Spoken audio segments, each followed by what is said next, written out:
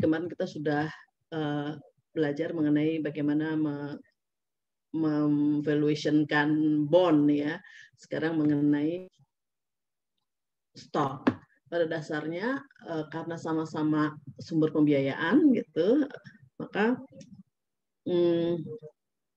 cara apa namanya menilainya pun dibikin sama gitu ya, dibikin sama. Kalau misalnya bond dengan present value, maka stok pun kita usahakan dengan present value gitu ya. Nah ini dia, tapi tentunya jadi perhitungannya jadi agak sedikit berbeda karena kita tahu kalau stok itu tidak ada maturity date ya, tidak ada maturity date. Kemudian ada beda juga mengenai common stock sama preferred stock. Kalau preferred stock infinite berarti tidak ada maturity date. Kemudian juga kalau seperti dividennya seperti interest ya tetap. Jadi dia in between antara common stock dan bond. Sehingga nanti kita pakainya kayak perpetuity gitu ya, perpetuity. Karena kenapa kita pakai rumus perpetuity di anuitas? Karena apa namanya? Abadi ya, terus gitu. Nah, sekarang kita lihat di sini nanti yang kita akan pelajari karakteristik dari common stock, penggunaan discounted cash flow ya, discounted cash flow model untuk menilai common stock ya, kita samakan treatment, kita treat sama dengan seperti kayak bonds karena sama-sama sumber pembiayaan. Kemudian ya, kita tahu di kemarin kita belajar di analisa rasio ya, itu ada price earning ratio ya, ini karena istilahnya price ya, price earning ratio berarti ini untuk perhitungan rasio based on market ya, market base tadi ada kayaknya di ujian ya di kuis ya, price earning ratio. Kemudian mengidentifikasi basic karakteristik dari preferred stock ya, karena dia agak sedikit unik. Di sini prinsip, hampir semua prinsip kita pakai. Di sini ada money has a time value karena kita mempresent value-kan dalam menilai stok. Kemudian ada the risk reward trade off karena kita tahu kalau dalam menghitung mempresent value-kan itu pasti penyebutnya kayak misalnya seperti dividennya itu merupakan, kalau kita belajar anuitas kemarin itu payment-nya ya, dividen yang kita terima itu. Kemudian dibagi dengan required rate of return. Nah, required rate of return itu kan kemarin kita pelajari pakai CAPM adalah risk free gitu ya. Jadi kalau orang mau menginvest itu pasti dia inginnya kalau menginvest di perusahaan ya baik stok maupun apapun ya selalu menuntut required rate of return-nya. Saya mau invest di situ asal lebih besar dari risk free gitu ya. Berapa tuh risk free plus beta dikali return market dikurang return risk free gitu ya. Tadi ada juga rumus seperti itu. Nah, itu kalau makanya di situ ada unsur risk di situ ya, ada unsur risk. Maka kita ada memasukkan risk reward trade off. Selain itu juga bisa kenapa kenapa melibatkan prinsip ini, karena kalau kita perhatikan sebenarnya dengan berinvest di common stock, walaupun ada kelebihannya itu ada voting right ya dalam memilih manajemen, tapi kita sebenarnya kalau misalnya saat bangkrut kita dibaginya yang terakhir, yaitu ada risiko juga. Mungkin agak beda kalau seandainya kita jadi pemegang saham preference lebih didahulukan ya, atau bondholders lebih didahulukan. Kemudian ada cash flow are the source of value. Ini adalah yaitu tadi ya, dengan mempresent value-kan dividen yang kita terima sampai infinite gitu, kemudian nanti kita akan dapat cash flow. Nah, itulah nilai kita untuk nilai perusahaan yang nanti kalau kita bagi dengan jumlah saham beredarnya, itulah nilai saham kita ya. Itu kalau kita pakai dividen model dalam menilai perusahaan. Itu cash flow-nya. Kemudian nanti sebenarnya itu kita mempelajarinya. Cuma saya heran ya, ternyata saya lihat di RPS nggak ada pelajaran mengenai menilai perusahaan. Apa saya ketelisut ngelihatnya ya. Habis ini justru investment decision kriteria ya. Mungkin karena menilai perusahaan tuh ada bab tersendiri yang detail banget itu di pelajaran ALK, analisa laporan keuangan. Di situ nanti kita nyambungnya ya, mungkin dijadikan satu di sana pemikirannya. Kemudian ada market prices reflect information. Bagaimanapun seberapa canggih pun misalnya ya kita menghitung harga common stock versi kita ya, versi perusahaan, baik pakai price earning ratio, kemudian pakai dividen discount model gitu ya. Kalau udah kita ketemu misalnya dividen discount model, kita present value kan, nanti kita dapat sejumlah nilai, kemudian nilai sekarangnya ya, kemudian udah hanya kita bagi dengan jumlah saham beredar, itulah harga saham kita.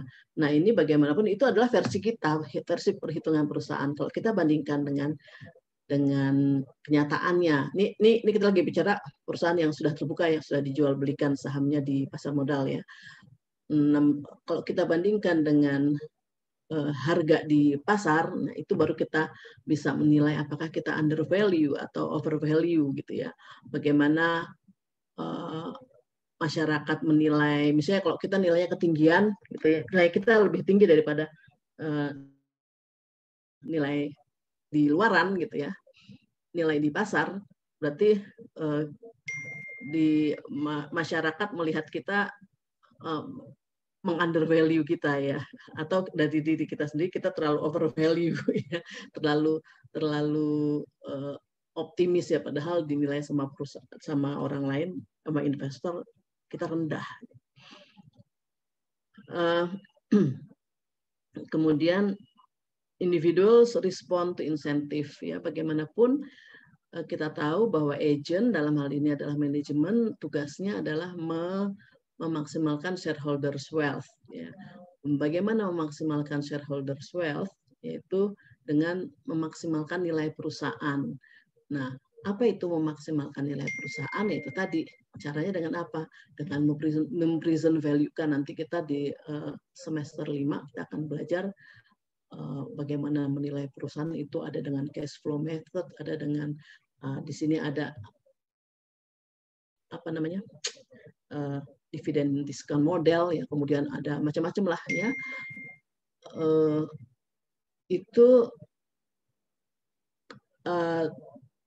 tugasnya itu nanti kalau udah dapat nilai, itulah nilai perusahaan kita. Itu adalah tugas dari manajemen, tugas dari manajemen ya, khususnya manajer keuangan. Nah, tugasnya berat sebenarnya ya, jadi mereka harus diberi insentif yang bagus ya.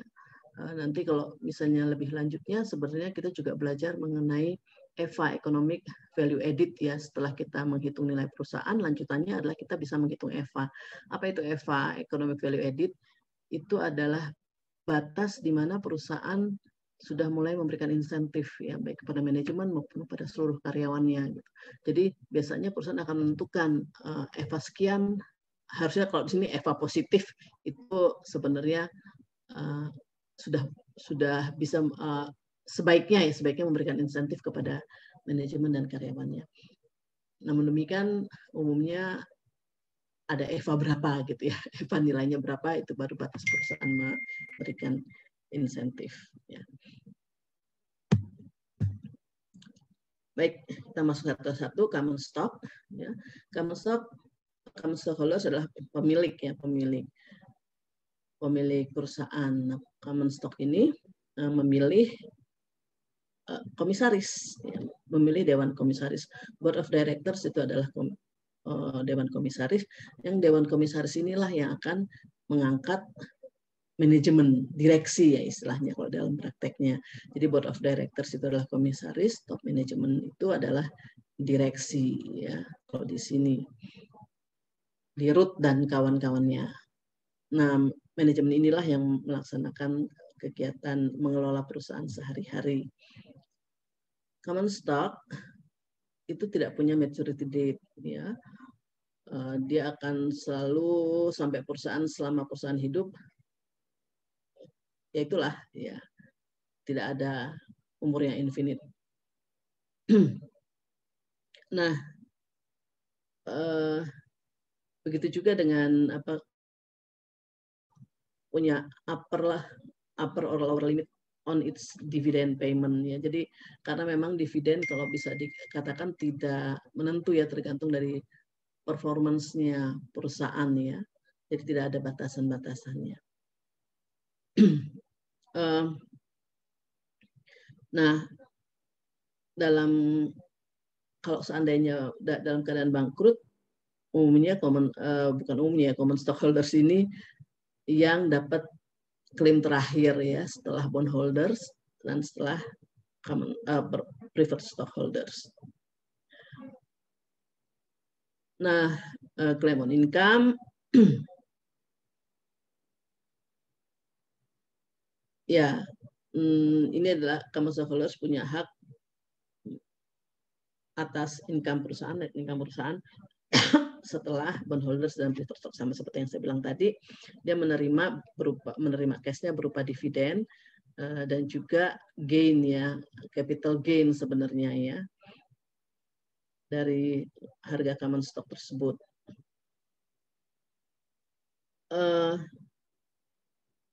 Hak untuk residual income ini infinite, tapi meskipun demikian biasanya kalau perusahaan udah bangkrut dia dapat sisa-sisanya ya, sisa-sisanya malah kadang-kadang tidak memuaskan ya, tidak mencukupi gitu, tidak sesuai dengan harapannya.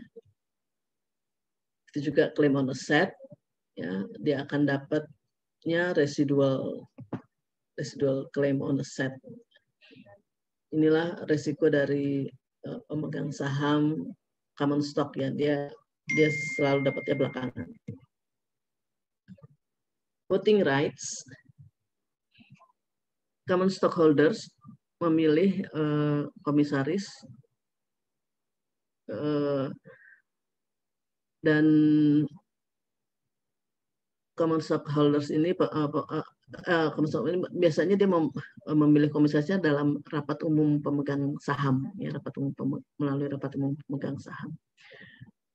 Nah, ini segala macam dibahas lah di situ ya, termasuk juga mengenai pemilihan komisaris, kemudian nanti sebenarnya milih ini juga kalau dalam prakteknya yang milih komisaris, yang menetapkan komisaris dan direksi adalah rapat umum pemegang saham ya. Dalam prakteknya jadi setiap rapat umum pemegang saham tahunan gitu, kinerja para komisaris dan direksi dinilai ya, dievaluasi. Kemudian komisaris, kalau komisaris ini tugasnya mengawasi manajemen ya. Kalau manajemen agak nyeleneh ya diawasi. Jadi nasibnya direksi sebenarnya ada di komisaris nanti akan melaporkannya kepada RUPS. Nah, teorinya rapat umum pemegang saham akan memilih komisaris, dan komisaris ini yang memilih direksi gitu. Tapi kalau di BUMN juga seperti itu ya, maksudnya bahkan ada beda sedikit, maksudnya RUPS memilih komisaris dan juga menetapkan komisaris dan direksi. Tentunya waktu menetapkan sudah ada usulan dari komisaris ya, untuk siapa dirutnya. Komisaris juga yang ngetes, mengetes masalah segala macamnya ya, terkait sama pemilihan direksi itu. Komisaris yang menilai, nanti laporkan ke ROPS yang menetapkan. Nah, tapi kenyataannya, tapi ini mungkin kalau saya rasa ini kenyataan di perusahaan biasa kali ya.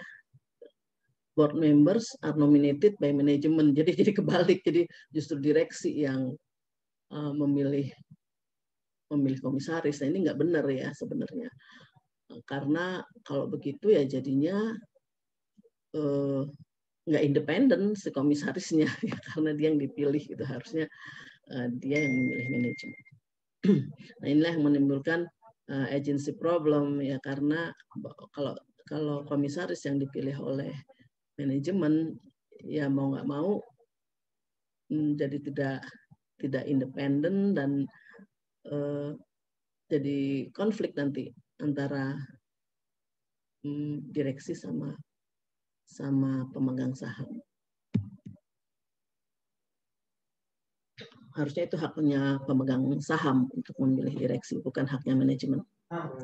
Baik, sekarang bagaimana kita menilai common stock dengan menggunakan discounted dividend model. Jadi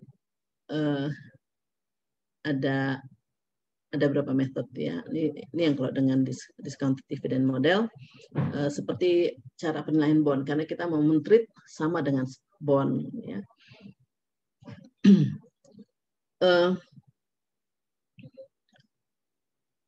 Oke.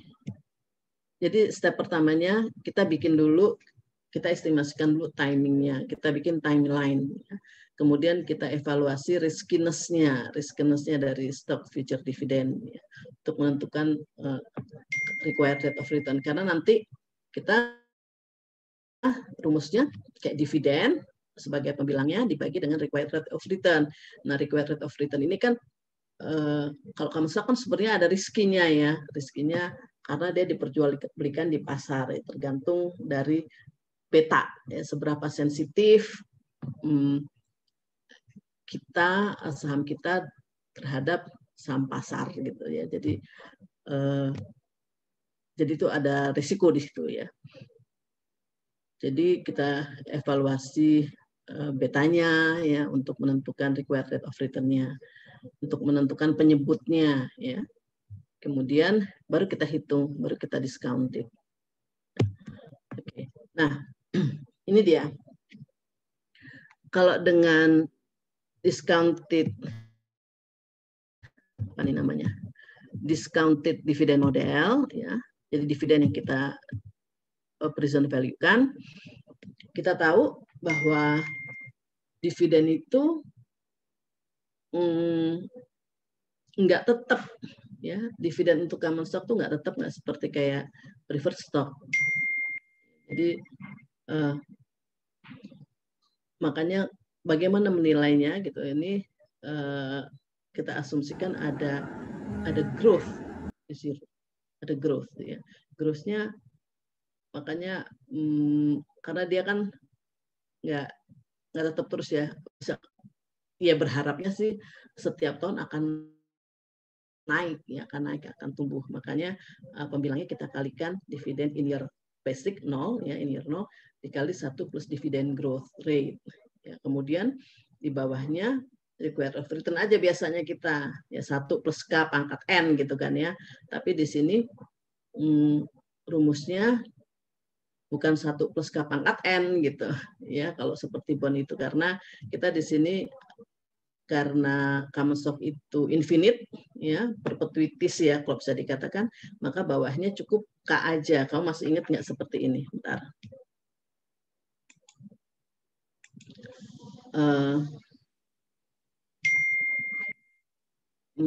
Sebentar, saya new share dulu buat mengingatkan mana ya. Nah ini. Nah, masih ingat rumus ini ya, untuk perpetuity, untuk yang sifatnya abadi, nggak ada maturity date ya, maka rumusnya hanya payment dibagi I gitu ya. Paymentnya ini adalah dividen ya, dalam hal ini dividen karena kalau kita mempertimbangkan ada pertumbuhan, maka dividen dikali 1 plus growth ya. Kemudian di bawahnya I itu adalah required rate of return gitu. Tapi karena jadi kita modify required rate of return-nya, kita kurangi dengan growth ya, dengan growth. Oke. Balik lagi ke mana tadi?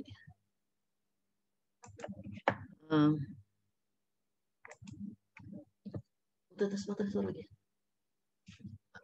Sebentar ya, sebentar. Sekali lagi kan? Tunggu dulu ya. Baik, Bu. Baik, Bu. Kalau betanya naik, kalau beta tinggi itu seperti misalnya betanya 2 itu berarti bergejolak banget gitu ya betanya ya. Fluktuatif banget. Nah, ini kalau misalnya kayak begini, risk free-nya naik atau betanya naik, required rate of return-nya naik apa enggak? Jawab. Naik, Bu. Naik ya. Kalau naik, kalau pembaginya menyebutnya naik, hasil apa? Kalau penyebutnya nilainya tinggi, nilai sahamnya berapa? Naik apa turun? Tinggi apa rendah? Turun. Turun, Bu. Jadi makanya, nah hubungan-hubungan kayak gini nih kamu harus paham, itu enak banget dibuat soal multiple choice tuh.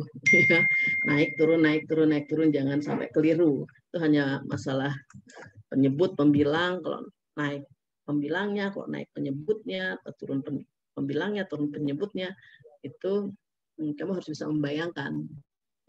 Tadi banyak yang kayak gitu ya, tadi ada ya, soal semacam naik turun gitu.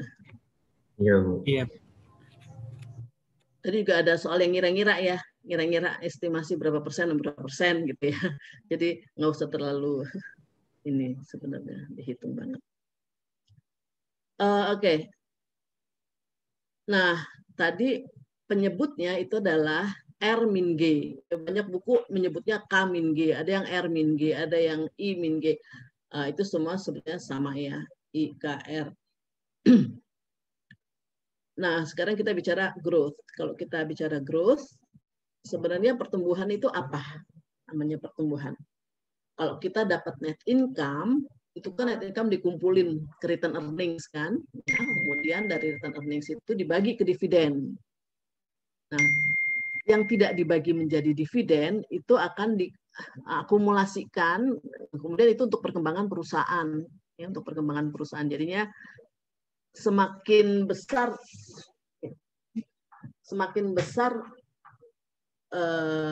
sisa dari yang dibagi. Jadi maksudnya semakin besar return earning yang tidak dibagikan dividen, nah itulah tingkat pertumbuhannya akan jadi semakin besar ya. Jadi makanya nggak heran kalau mungkin berpikirnya akan lebih berpikir futuristik ya, maksudnya mungkin beberapa pemegang saham ya, kalau misalnya ada manajemen mengumumkan kami akan membagikan dividen sekian gitu ya, ada yang bilangnya itu perusahaan menginterpretasikannya perusahaan itu bagus gitu ya, karena dia membagikan dividen, mensejahterakan pemegang saham gitu. Tapi mungkin beberapa yang lainnya akan beranggapan bahwa oh ini perusahaan kok jor-joran dibagikan sebagai dividen gitu. Kapan dia berkembangnya kalau gitu? Ya, kapan dia tumbuh gitu kalau uangnya begitu dapat langsung dibagikan sebagai dividen? Kapan buat perkembangan perusahaan ya? Ini buat mereka yang common stockholders yang berpikirnya, investor yang berpikirnya futuristik mungkin menganggapnya nggak bagus jadinya karena nggak berkembang. Maka akan beda-beda orangnya menginterpretasikan informasi gitu. Itulah yang membuat harga saham jadi nggak bisa diramalkan secara pasti ya karena berbeda-beda pendapat. Oke, nah ini retention ratio namanya ya. Jadi sisa return earning yang tidak dibagikan menjadi dividen itu namanya retention ratio. Jadi retention ratio sama dengan kayak return earning dikurangi sama dividen payout ratio-nya. Dividen payout ratio. Nah, kita juga ada ROE, jangan lupa, jangan ketukar sama ROE ya. Kalau ROE itu return on investment secara keseluruhan, ya. return on investment untuk perusahaan, return bagi perusahaan secara keseluruhan, yaitu adalah hak buat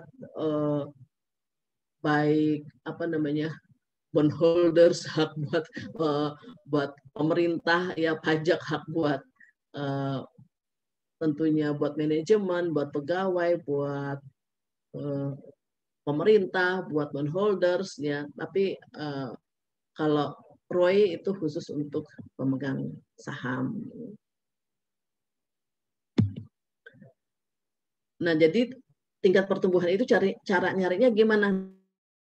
Nah, ini dia rumusnya. 1 min D dibagi E, ya, dividen rumusnya. Jadi yang penyebut di bawahnya tadi dividen nilai common stock kan dividen D0 dikali 1 plus G, ya. Kemudian dibagi K min G. Nah, G-nya itu kita hitung dari sini dulu. Dari sini dulu. Nah, 1 min D dibagi E itu apa? Itu adalah apa namanya? Retention ratio. Ya, retention ratio. Baik. Jadi itulah cara nyari komponen-komponen untuk menghitung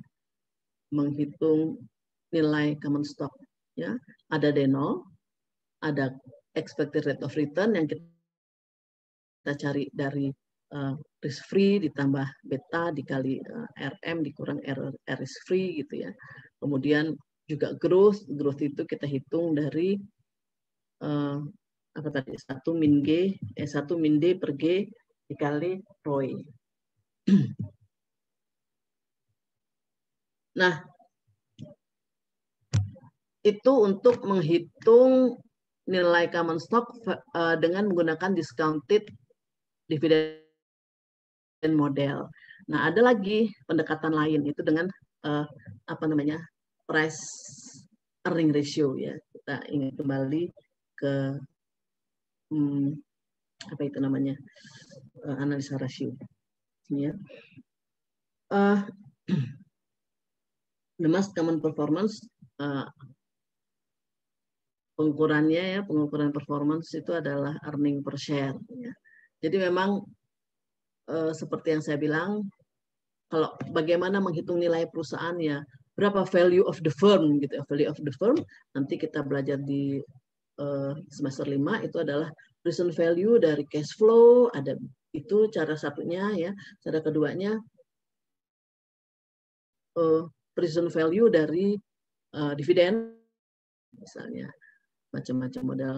Kemudian kita apa namanya, kita dapat nilainya berapa, kemudian nilai itu kita bagi dengan number of share, itu adalah nilai perusahaan per saham, harga saham jadinya, ya. Nah, ini kalau kita melihat pengukuran ini, kalau performance, ya performance umumnya earning, ya, earningnya juga jadi earning per share, ya.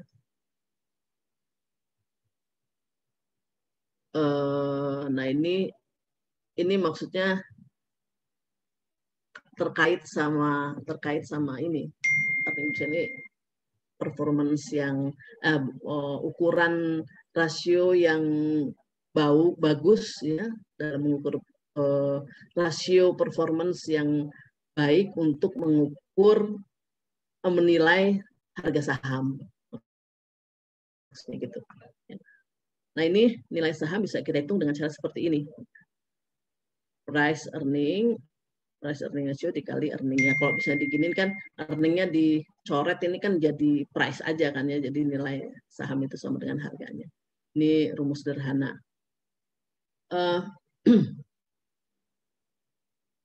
Seperti itu.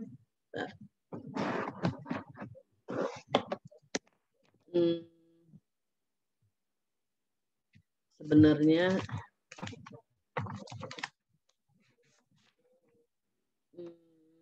oke. Sebenarnya kita rumusnya coba kamu tulis di kertas ya, coba kamu tulis di kertas sebenarnya kenapa begini gitu ya. Sebenarnya secara logika juga bisa kelihatan sih ya, P per E dikali E gitu, set dicoret tinggal P. Coba kamu tulis di kertas seperti kayak gini, P itu sebenarnya rumus dasarnya kan P sama dengan D0 dikali 1 plus G dibagi K min G gitu kan ya rumusnya ya. Ya. Ya, Bu. Ya. Pembilangnya D0 dikali 1 plus G itu apa? D1. Ya. D1. Bisa katakan price atau harga atau value itu sama dengan D1 dibagi K min G, ya kan ya. Nah, sekarang kalau misalnya sisi kiri sama sisi kanan kita bagi earning, sama-sama kita bagi earning. Berarti P per E karena kita mau start dari price earning ratio. Sebelah kiri tadinya P sama dengan D1 per K min G. Sekarang dua-duanya kita bagi E. Jadi P per E sama dengan D1 per E gitu kan ya. Dibagi K min G. Ya enggak?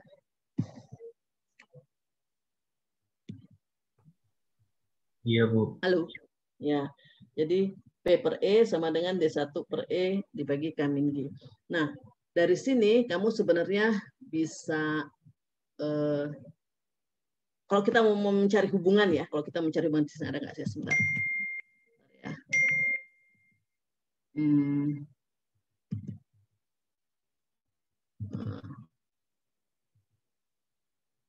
Nah, kalau kita mau mencari hubungan ya, kita mencari hubungan di sini. Contoh lihat sini. Ini saya agak sedikit melompat karena kebetulan slide ini men-skip sih ya. Tadi kamu udah pegang rumusnya ya. P bagi E sama dengan D1 per E dibagi K min G gitu. Nah, kalau kita mau mencari hubungan antara growth dengan price earning ratio, ini kalau misalnya nanti keluar soal apa namanya multiple choice ya. Kalau G-nya tinggi, kira-kira price earning ratio-nya naik apa turun? Turun, Kalau Bu. penyebutnya G-nya tinggi. G-nya tinggi. Naik, Bu.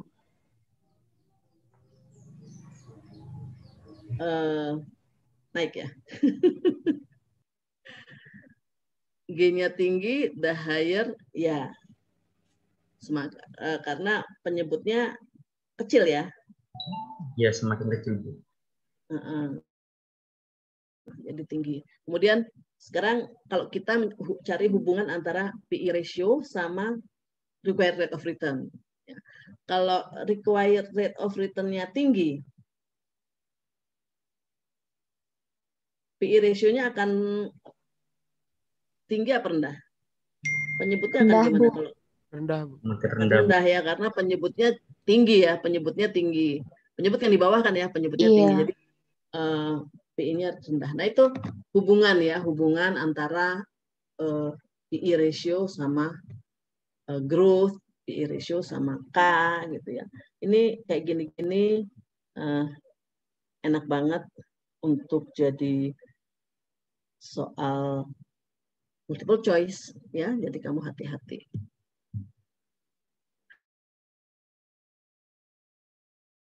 Dihafalin. Diliatin aja rumusnya. Nanti akhirnya ngerti sendiri. Ya, oke. Nah, kita kembali lagi ke sini. Ya, jadi bagaimana menilai common stock menggunakan PE ratio. Ini contohnya sederhana banget. Emang coba nanti kamu cek di mana? Kamu cek di buku textbooknya ya, di PDF.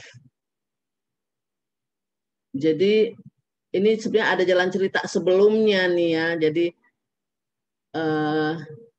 ceritanya kalau nggak salah apanya ya? Sebentar. ini tiba-tiba udah jam aja jadi 2 gitu ya. 2 berapa nilainya gitu. Dia di sini kayaknya udah oh gini ya.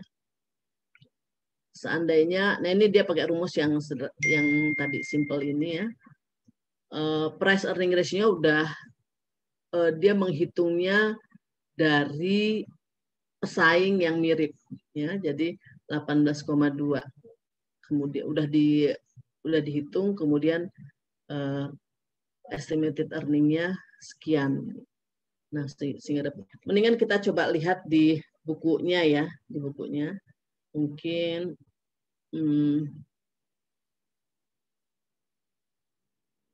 bentar. Sini dulu. Oh, sorry.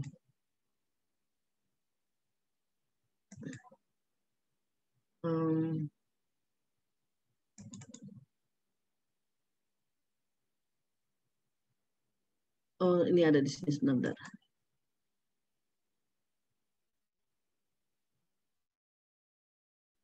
Ini ya. Ini kali. Sebentar. Coba saya ini kan balik ke dulu. Share treatment.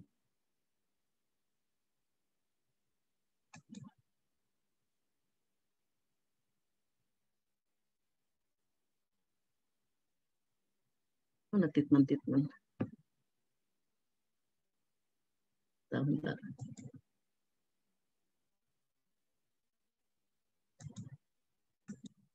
Ini ya. Berapa lagi udah? Konten chapter 10.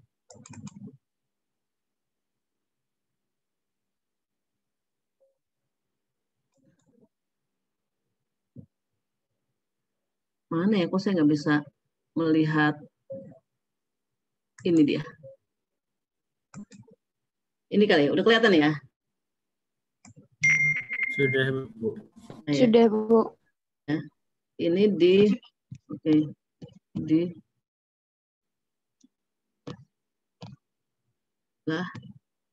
mana ya?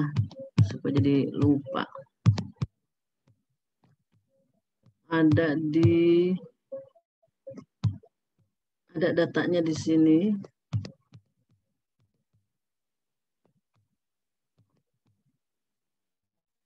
Nah, ini dia ya.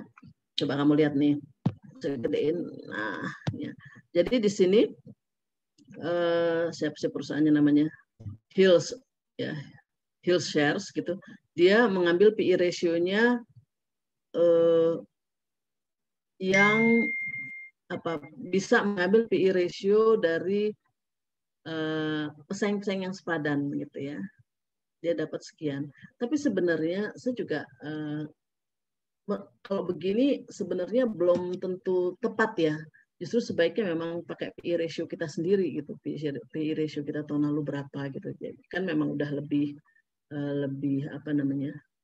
lebih akurat gitu sebenarnya. Saya juga kenapa ya dia menggunakan PE ratio orang lain, dirata-ratakan sekian gitu. Jadi kemudian tinggal kita kali stop price tadi apa, PE ratio dikali earning ya, earning per share sekian, PE ratio sekian, jadi harga pasar dia 33,31 seperti itu pakai rumus ini ya tadi, tinggal 33,31. Nah kemudian tadi seandainya berubah jadi 2 bukan 1,83 earning per share-nya ya, misalnya earning per share-nya berubah bukan 1,83 jadi 2, nah maka dia nilainya akan 36,40. Itu tadi tiba-tiba ininya apa namanya?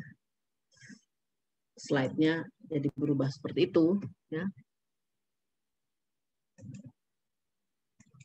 Jalan ceritanya. Jadi sebenarnya ini menggunakan price earning ratio-nya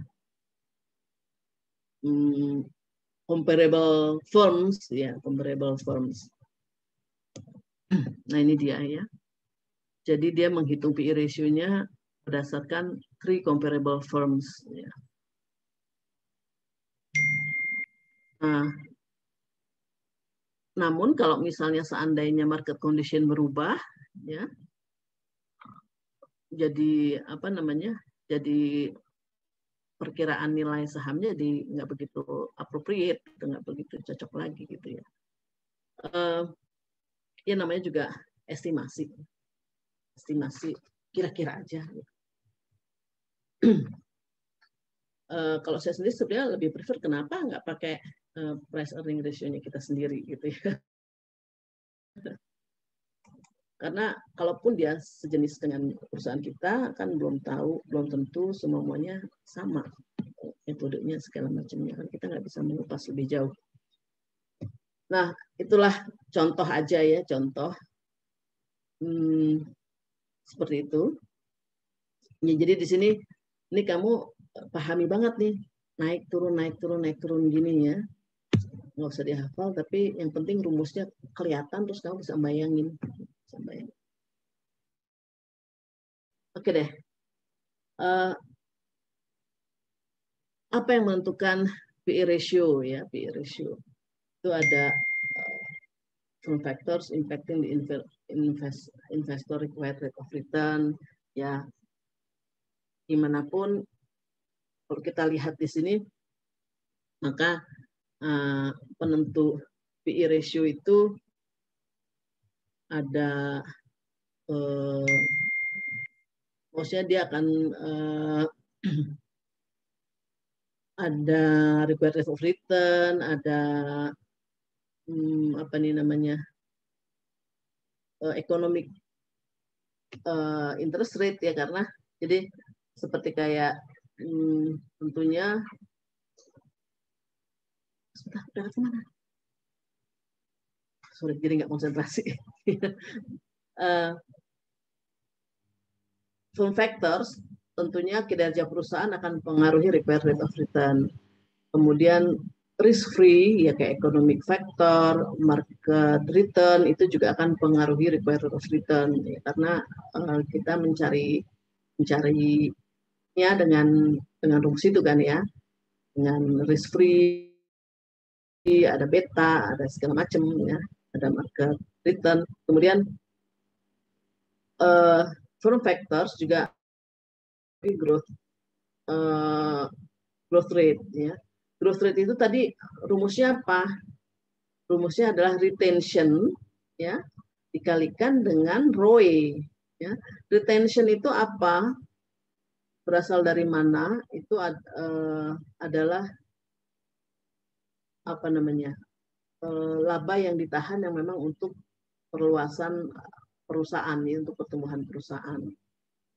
Sehingga besar kecilnya retention rate itu tentunya tergantung dari berapa dividen payout. Ya, dividen payout tentunya ini tergantung dari kebijakan manajemen dividen terkait dividen policy.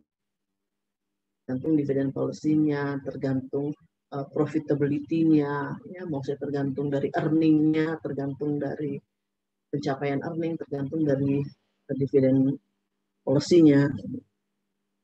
Itulah yang mempengaruhi PE ratio.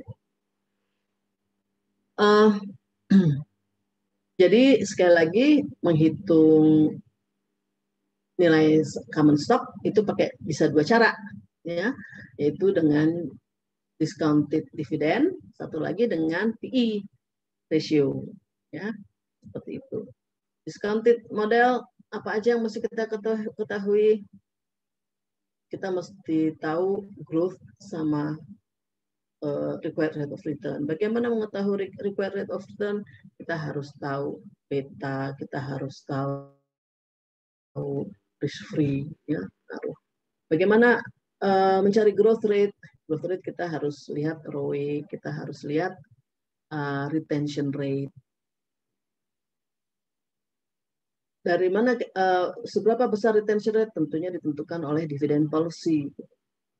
Berapa besar earning tentunya tergantung dari kinerja perusahaan.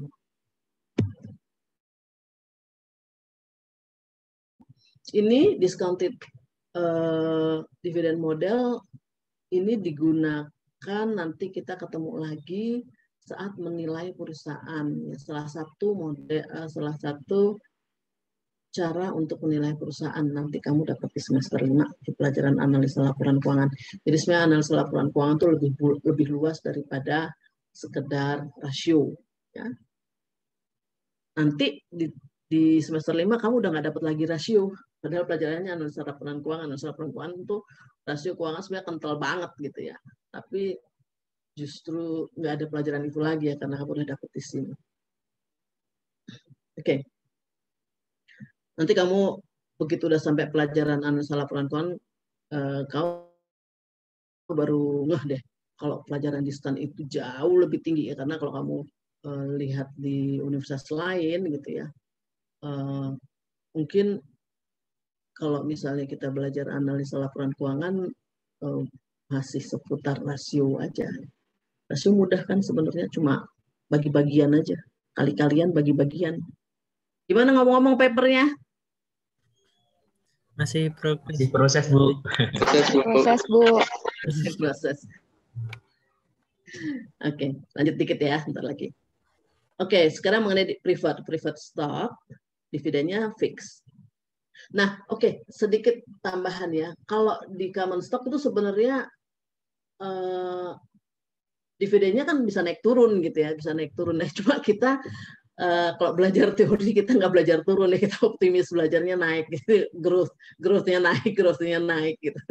Kecuali mungkin nanti seandainya kayak pandemi gini mungkin kita meramalnya growth-nya turun ya minus. Tapi kita selalu berpikirnya akan ada pertumbuhan. Kalau preferred stock ini fix, ya fix. Kamu udah tahu lah pastinya. Preferred stock ada kelasnya. Jadi kelasnya ada macam-macam. Misalnya ada kumulatif preferred stock ya, ada ya. Terus ada preferred stock yang apalagi saya malah belum nggak begitu hafal ya. Kan ada macam-macam, ada mungkin convertible preferred stock kali ya, ada ya. Apa tuh? Kamu kan belajar akuntansi lebih canggih kali. Non kumulatif sama partisipatif, non partisipatif. Karena ya partisipatif, terus kumulatif. Jadi ada macam-macam.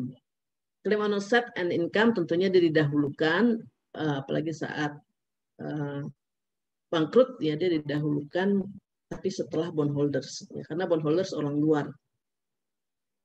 Kemudian baru preferred stockholders, baru siapa namanya, common stock. Walaupun kadang-kadang preferred stock kalau perusahaan belum sanggup untuk membayar dividen ya dengan kondisi, tapi itu terhutang ya, jadi dividennya preferred stock tetap akan dibayar, tetap akan didahulukan, jadi diakumulasikan nanti baru dibayar, jadi tetap aja nggak hilang, nggak ikut bangkrut dividennya, nggak didahulukan, baru si common stockholders baru sisanya. Jadi preferred stock itu kayak seperti panci ya, kayak apa namanya, in between ya, like common stock karena nggak punya maturity date, namun dia dividennya not deductible for tax ya, karena ya kalau kita lihat seperti itu ya. Kemudian seperti hutang, preferred stock punya dividen yang seperti interest tetap. Bagaimana menghitung preferred stock? Menghitung preferred stock tentunya ini juga infinite ya, tidak ada maturity date dan tetap terus. Makanya dia pakai rumusnya sederhana aja, kayak seperti ini tadi, yang nih ya, payment dibagi I, nggak pakai tumbuh-tumbuh ya, nggak pakai growth gitu, langsung aja dia karena tetap ya sekian persen dibagi I.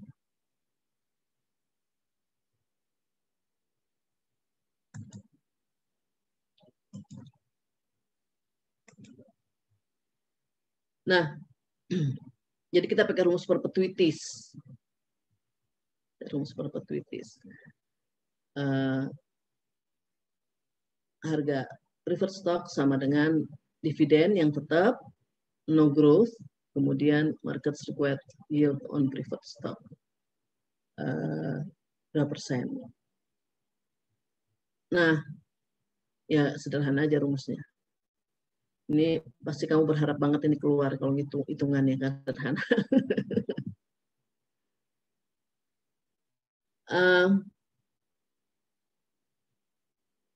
Ya ini simple, ya simple aja ininya apa namanya rumusnya. Kita menggunakan market required yield. Namanya aneh-aneh ya, ada istilahnya required rate of return, ada yang yield, market yield, ya. Macam-macam. Nah, bagaimana bagaimana cara memperkirakan market required yield-nya ya untuk penyebutnya di bawahnya. Ini kita menggunakan market prices of similar shares of preferred stock yang diobservasi di pasar.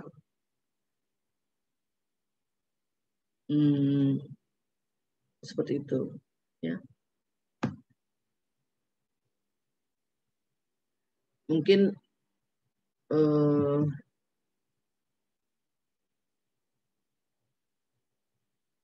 ya harus observasi pasar dulu jadinya ya.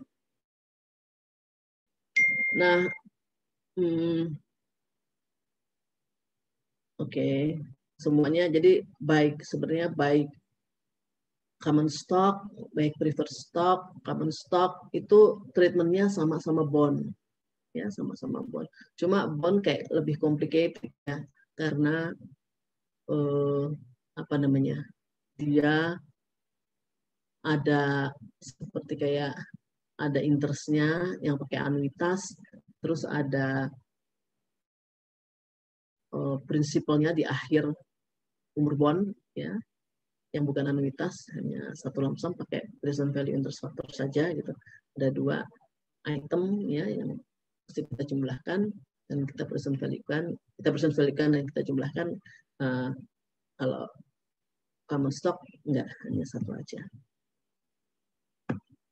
Pada umurnya abadi. Nah, ini contohnya seperti ini. Nah, ini kalau kita bandingkan ya bond rumusnya ya ada 2 untuk siapa namanya?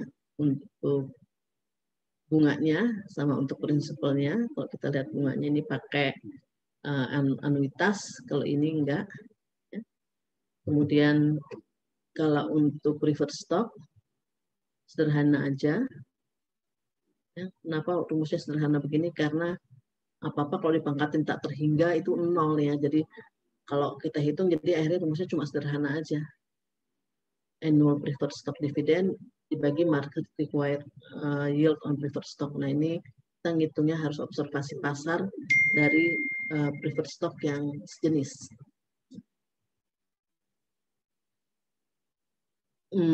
Mungkin ini pula yang membuat apa namanya? Mungkin ini pula yang membuat perhitungan common stock yang pakai yang pakai PE ratio ya.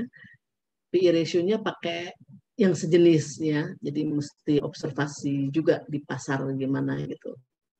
PE ratio yang selevel dengan perusahaan kita.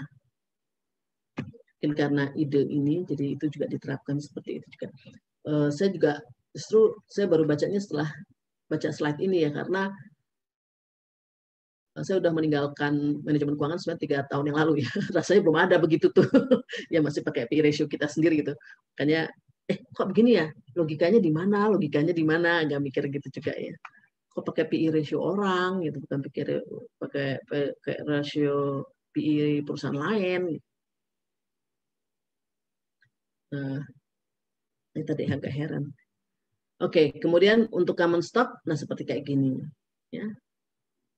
D0 ini D0 sebenarnya dividen yang sudah diberikan kemarin ya, sudah di-paid kemarin. Ya, kita bagaimana menghitung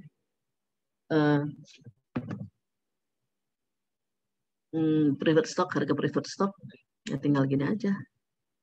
Misalnya market yield di pasar 8%, ini 12, tinggal kita 12 bagi 0,08 jadi 150.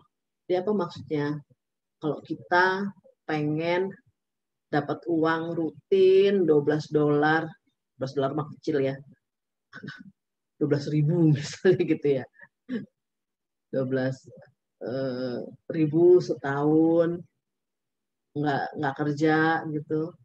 Sekarang kita invest di mana ya gitu, ya udah invest aja di preferred stock 150.000 US. Nanti kita setiap bulan dapat 12.000 gitu ya, hitung-hitung aku pakai 00 saya sudah. Nah kayak gitu ya, jadi itu kalau bingung mau apa ya supaya kita dapat uang rutin gitu, udah invest aja di preferred stock. Tapi sekali lagi apa namanya, maksudnya itu estimasi, namanya juga estimasi ya. Kita akan dapat uang 12 setiap tahun. Oke. Ya. Udah deh. Selesai. Ada pertanyaan? Makanya kenapa ujiannya saya buat hari ini ya, karena slide-nya sedikit. Oh iya. Saya mungkin mau apa namanya, ada beberapa teman kalian nanya ya kemarin ini terkait sama paper ya, jadi saya infokan ke semua. Saya waktu itu jawabnya personal jawabnya apa ya, saya jadi lupa. Personal, Bu. Personal ya? Iya. Pas saya ngomong di grup apa personal. Jadi saya infokan berlakukan ke semuanya. Ada beberapa teman mana nih